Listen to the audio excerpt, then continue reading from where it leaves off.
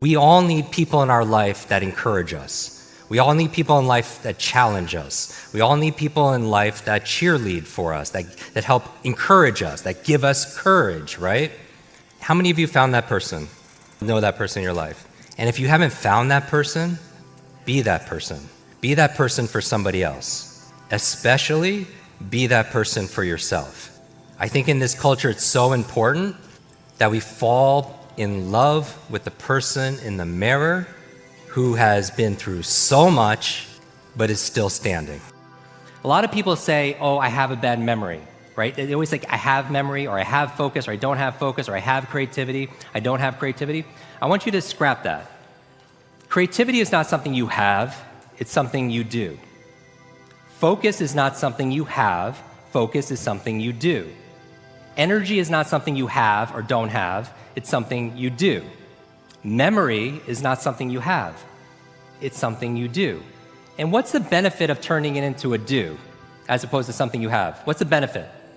You have control over it because you could put it into a process. It becomes a strategy because there's a strategy for reading faster. There's a strategy for remembering names. There's a strategy for having focus. And it's a verb, not a noun, right? And so the goal here when we're talking about this, memory, for example, there's no such thing as a good or bad memory. There is no such thing as a good or bad memory. There's just a trained memory and an untrained memory. Does that make sense? And a lot of people believe that they can't do certain things. They could just never remember names. So I could teach them a strategy, but if the belief is not changed, what happens? It's not, because it becomes self-fulfilling. I remember running a marathon, and preparing for it, I read a chapter of one of the books, and it was on the psychology of running a marathon, right? The mental part. And it said this verbatim, word for word. It said, your brain is like a supercomputer, and your self-talk is a program it will run.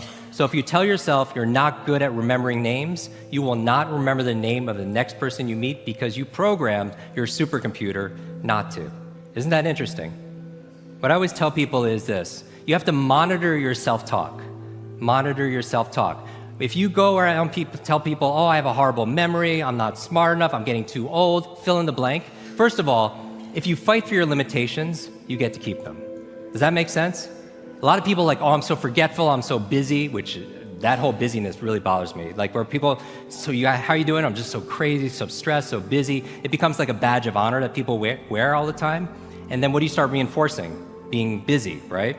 But here, going back to this, your self-talk is the program that will run, so you want to be mindful, right? And stand guard to your mind, because your mind is always eavesdropping on your self-talk. You know, like living your dreams, let's be really frank, can be scary. But you know what's scarier?